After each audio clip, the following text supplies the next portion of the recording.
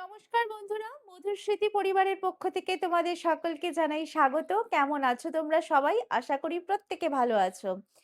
আজকে সকালবেলায় ঘুম থেকে উঠে সবার আগে গরম জল খেয়েছি। আগের দিন রাতে আমি ফ্লাস্কে গরম জল করে রাখি। যেহেতু এই শীতকালে উঠেই রান্নাঘরে গিয়ে গরম জল করতে ইচ্ছে করে না। আর মাঝরাতে একটু জল খেতে হলে গরম জলটা যদি ফ্লাস্কে করা থাকে তো খুব সুবিধে হয়। তো ঘুম থেকে উঠে আগে গরম জল খেয়ে নিয়েছিলাম। তারপর যা বাসি কাজকর্ম থাকে সমস্তটা করা হয়ে গেছে। তো এখন ভাবলাম একটু কিছু ব্রেকফাস্ট খাই। তো ব্রেকফাস্টে কি করব ভাবতেই মনে পড়ল যে গতকাল রাতে আমি মটর ভিজিয়ে রেখেছিলাম। কিন্তু তার আগে তোমাদেরকে একটা জিনিস দেখাই। গতকাল ছিল বৃহস্পতিবার। তো আমি তন্ময়কে বলেছিলাম যে শীতকালে যে বিশেষ মোয়া পাওয়া যায় সেটা হচ্ছে জয়নগরের মোয়া। তো তুমি নিয়ে এসো, ঠাকুরকে নিবেদন করব। তো ঠাকুরকে নিবেদন করা হয়েছিল গত বৃহস্পতিবার। তো সেটারই প্রসাদ রয়েছে। তো ভাবলাম সকালবেলা একটু মোয়া দিয়ে আবারও একটু জল খাই। তারপরে গিয়ে ব্রেকফাস্টের প্রিপারেশন করব। তো চলো তোমাদেরকে দেখাই। রাতের বেলায় খাওয়া-দাওয়া কমপ্লিট করার পর একদম বাসন-কোসন মেজে আমি সুন্দর করে ধুয়ে রাখি। এই যে সব উপর করেই রেখেছিলাম রাতের বেলা। তো আর এই যে এই ফ্লাস্কে আমার গরম জল করা থাকে। আর যেটা দেখাবো সেটা হচ্ছে এই সেই বিখ্যাত জয়নগরের মোয়া।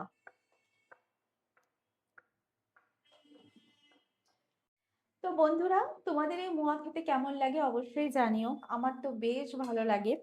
তো জানি মিষ্টি জিনিস বেশি খেতে নেই, কিন্তু এই শীতকালে না এসব জিনিস ছাড়া যায় না। তো চলো পরপর দেখতে থাকো, আশা করি ভিডিওটা ভালো লাগবে। আর আমি মোয়াটা খেয়ে নিই। একটাই খাবো, চলো সাথে থাকো। একদম ডালের মতো হয়ে যাবে, তো হালকা সেদ্ধ করব যাতে চিবিয়ে খেতে সুবিধে হয় আর হজমটাও হয়ে যায়। তো যাই হোক, প্রেসার কুকারে দিয়ে দিয়েছি দেখতেই পাচ্ছো, আর পরিমাণ মতো জল দিয়েছি। খুব বেশি জল দেইনি, কেননা কি জলটা ফেলে দেওয়াটাও ঠিক না। তো মাপে মাপে দিলে ভালো।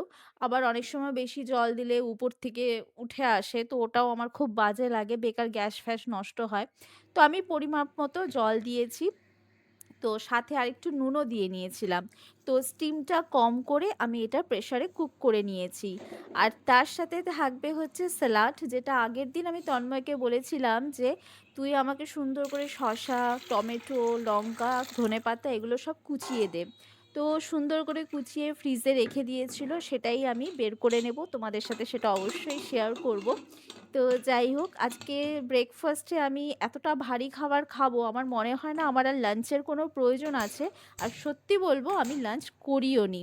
তো এটা খেয়েই আমার হয়ে গেছিলো। এই যে তোমাদেরকে দেখাচ্ছি ফ্রিজ থেকে আমি স্যালাড বের করছি, তো সেটাও তোমাদেরকে দেখাবো। আর এই যে দেখতে পাচ্ছ ঢাকনাটা, অবশ্যই ওটা ডি বাপির বিরিয়ানির ঢাকনা। তো মাঝে মধ্যে খাওয়া হয়, মাঝে মধ্যে বলাও ভুল হবে, 350 করে এক একটা বিরিয়ানি অসম্ভব খাওয়া। তো প্রায় বলতে পারো ২-৩ মাসে একবার করে। আর আমি তন্ময়কে বলেছিলাম তুই অফিসে কি করিস অবশ্যই সেটা আমার সাথে শেয়ার করবি। তো ও দেখছিল ভিডিও ঠিকমতো হচ্ছে কিনা বা আশেপাশে কেউ চলে আসছে কিনা। তো যাই হোক, একটা ছোট্ট ভিডিও ক্লিপ তোমাদের সাথে শেয়ার করলাম। আর ও কি করছে দেখো, অফিসে বসে ও ঘরে কি জিনিস আনতে হবে ওকে আমি বলে রেখেছিলাম এই জিনিসগুলো নিয়ে আসবি। তো সেগুলো লিখে রাখছে।